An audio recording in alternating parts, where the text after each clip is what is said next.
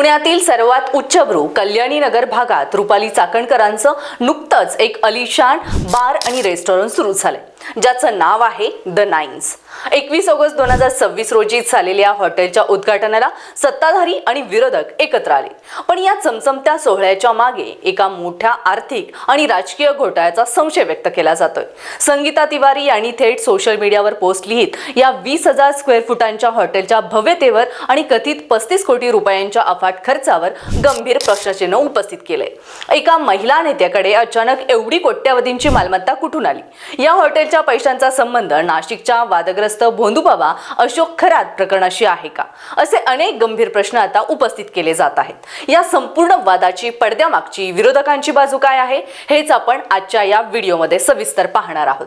नमस्कार, मी प्रिया समीर आणि तुम्ही पाहताय स्टार महाराष्ट्र न्यूज।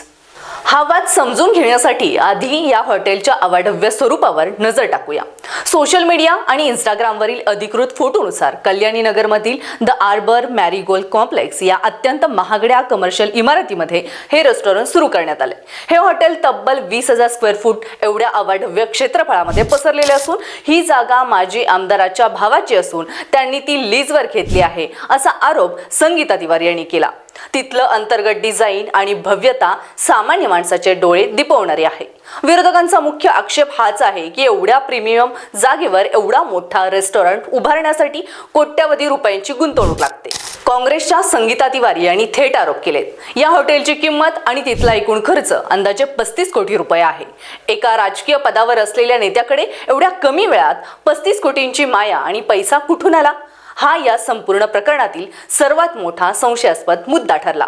रुपाली चाकणकर यांच्यावर केवळ या 35 कोटींच्या हॉटेल व्यवसायावरूनच नाही, तर त्यांच्या आधीच्या राजकीय कारकिर्दीतील गंभीर प्रकरणावरूनही विरोधक आक्रमक झालेत। नाशिकमधील कथित भोंदूबाबा अशोक खरात यांच्यावर एका महिलेवर अत्याचार केल्याचा अत्यंत गंभीर गुन्हा दाखल आहे। विरोधकांनी आणि सोशल मीडिया कार्यकर्त्यांनी असा थेट आरोप केला होता की रुपाली चाकणकर या खरातच्या शिवानिका ट्रस्टच्या ट्रस्टी होत्या। इतकंच नाही तर खरात विरोधातील गुन्हे दाबण्यासाठी चाकणकरांनी त्यांच्या पदाचा गैरवापर करून पोलीस अधिकाऱ्यांवर राजकीय दबाव आणल्याचा संशयही विरोधकांकडून व्यक्त करण्यात आला।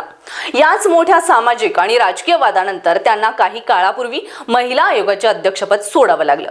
त्यामुळे या हॉटेलमधील अफाट फर्निचर आणि अथांग पैसा खरात बाबाच्या भ्रष्ट संपत्तीतून किंवा आशीर्वादाने आला आहे का, असा टोकदार प्रश्न विरोधक आणि नागरिक विचारत आहेत। दुसरीकडे शिवसेनेच्या सुषमा अंधारे, राष्ट्रवादी शरद पवार गटाच्या रुपाली पाटील ठोंबरे यांनीही चाकणकर यांच्यावर नैतिकतेच्या मुद्द्यावरून तीव्र शब्दात टीका केली आहे। महिला आयोगाच्या अध्यक्षपदी असताना पीडित महिलांना न्याय देण्याऐवजी आरोपींना पाठीशी घालणाऱ्या नेत्याकडे एकाएकी एवढा मोठा व्यावसायिक साम्राज्य उभं राहणं संशयास्पद असल्याचं विरोधकांचं म्हणणं आहे। सोशल मीडियावर तर अनेक राजकीय कार्यकर्त्यांनी या हॉटेलमधील अफाट गुंतवणुकीची थेट ईडी किंवा लाचलुचपत प्रतिबंधक विभागामार्फत चौकशी झाली पाहिजे, अशी जाहीर मागणी लावून धरली आहे। एका बाजूला सर्वसामान्य जनता महागाईशी झगडत असताना दुसरीकडे नेत्यांचे हे 35 कोटींचे अलिशान राजवाडे उभे राहत असल्याने जनतेमध्ये तीव्र संताप पाहायला मिळतोय। या सततच्या आरोपामुळे आणि वाढलेल्या ट्रोलिंगमुळे रुपाली चाकणकर यांनी थेट कायदेशीर पाऊल उचलत पुण्याच्या शिवाजीनगर पोलीस ठाण्यात तक्रार दाखल केली। पोलीस आणि संगीता तिवारी, सुषमा अंधारे, रुपाली ठोंबरे पाटील यांच्यासह एकूण 19 जणांवर गुन्हा दाखल केला असून चाकणकर यांच्या मते अशा अश्लील पोस्ट आणि कमेंट्समुळे मला लाज वाटत आहे। रुपाली ठोंबरे पाटील यांनी स्पष्ट शब्दात म्हटलंय, पोलिसांनी अशी एक तरी पोस्ट दाखवावी ज्यामध्ये अश्लील वक्तव्य आहे। विरोधक आपल्या आरोपांवर ठाम आहेत। तुम्हाला काय वाटतं? या संपूर्ण प्रकरणावर आपलं काय मत आहे? कमेंट करून नक्की सांगा आणि अशाच महत्त्वाच्या घडामोडींसाठी पाहत राहा स्टार महाराष्ट्र न्यूज। नवनवीन घडामोडी पाहण्यासाठी स्टार महाराष्ट्र न्यूजला सबस्क्राइब करा आणि ताज्या बातम्यांचे अपडेट मिळवण्यासाठी बेल आयकॉनला प्रेस करा आणि परिपूर्ण बातमी बरोबर रहा, इतरांपेक्षा एक पाऊल पुढे।